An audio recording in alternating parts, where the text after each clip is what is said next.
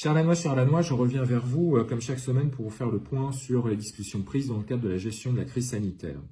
L'information principale de cette semaine est la réouverture du marché de Vaud. J'y suis passé ce matin, tout s'est bien passé.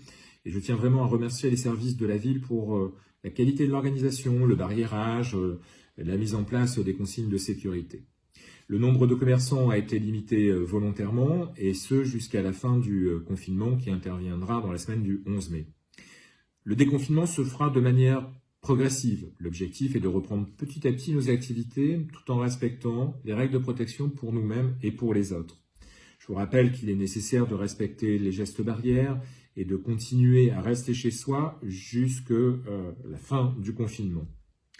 Nous travaillons actuellement à la façon dont nous allons réouvrir nos écoles primaires, comme l'État nous l'a demandé.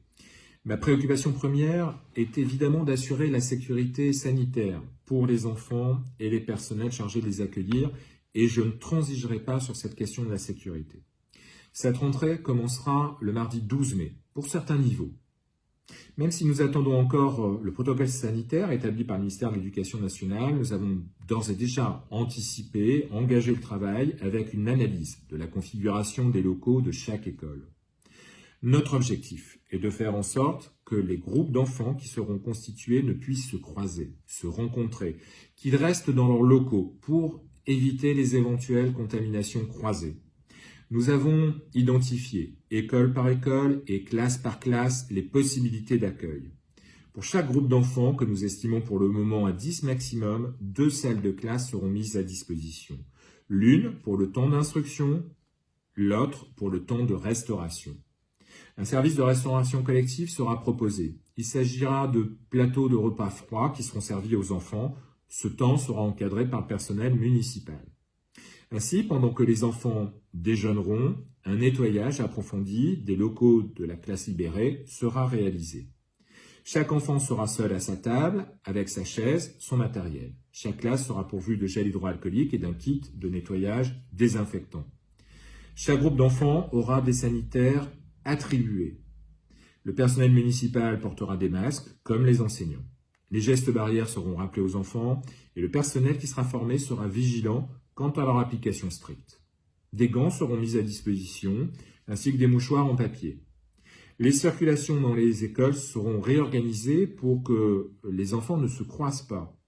De plus, les entrées et sorties dans les établissements seront raménagées et à chaque fois que cela sera possible, ces entrées-sorties se feront à différentes portes et portails. Enfin, en ce qui concerne le périscolaire, là encore, les groupes d'enfants n'excéderont pas 10 enfants et seuls les enfants des parents travaillant pour les secteurs et services prioritaires déterminés par l'État pourront en bénéficier le soir. Comme pour le temps scolaire, il y aura une application stricte des règles de distanciation sociale et des gestes barrières. Pour pouvoir affiner notre organisation, nous avons évidemment besoin de connaître le nombre d'enfants qui reviendront à l'école. C'est pourquoi les directeurs d'école sont en train d'interroger les familles pour connaître leurs intentions sur le retour des enfants en classe. Et c'est sur la base de ces éléments que nous pourrons définir l'organisation définitive avec les directeurs d'école. Autre élément de satisfaction pour nous, c'est la réouverture de la résidence Bachelet aux familles. Les résidents peuvent désormais recevoir des visites après avoir aménagé un local spécifique pour cela. Cela se fait derrière une vitre. Les familles ne peuvent se toucher, mais c'était indispensable de rompre l'isolement, évidemment, des personnes âgées. Vous êtes nombreux à m'interroger également sur la réouverture des déchetteries. Le CIRTOM du Lannoy est en train d'y travailler. Cela se devrait faire en mai, avec une prise de rendez-vous pour éviter un afflux massif de véhicules au redémarrage des déchetteries et afin de pouvoir respecter des règles de distance. Autre sujet, celle de l'annulation des événements qui se confirment, dont le Grand Live. Nous avons encore quelques interrogations sur les manifestations que nous pourrions organiser à l'automne. Évidemment, pour nous, c'est un crève-cœur, mais nous ne pouvons évidemment pas faire autrement et je sais que chacun le comprend. Sur la question des masques, je vous confirme que chaque habitant de la communauté d'agglomération du Pays de Laon recevra 2 masques. L'un par la région, l'un par la communauté d'agglomération. Il s'agit de masques en tissu, lavables une 20aine de fois, réutilisables. Nous vous tiendrons bientôt informés des modalités de distribution dès que nous connaîtrons le calendrier de livraison. Encore une fois, l'ensemble de ces informations est susceptible d'évoluer rapidement. Toutefois, cette nouvelle organisation ne doit pas nous faire oublier que de nombreux malades continuent à lutter contre le virus et que les soignants sont toujours mobilisés à 100%. Je leur souhaite bon courage. Enfin, demain, ce sera le 1er mai, la fête du travail, qui est importante pour nous tous. Cette journée où l'on porte d'habitude les revendications sociales sur le travail sera particulière car les traditionnels rassemblements ne pourront se dérouler.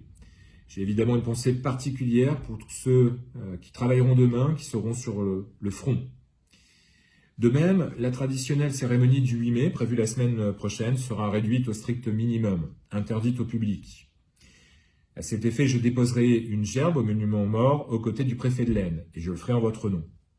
Chers Lannoises et chers Lannois, ne relâchons pas nos efforts maintenant, nous sommes sur la bonne voie. Il en va d'ailleurs de notre sortie rapide du confinement et de l'allègement des dispositions. Vous pouvez évidemment compter sur mon engagement total et mon plein soutien. Merci, à bientôt.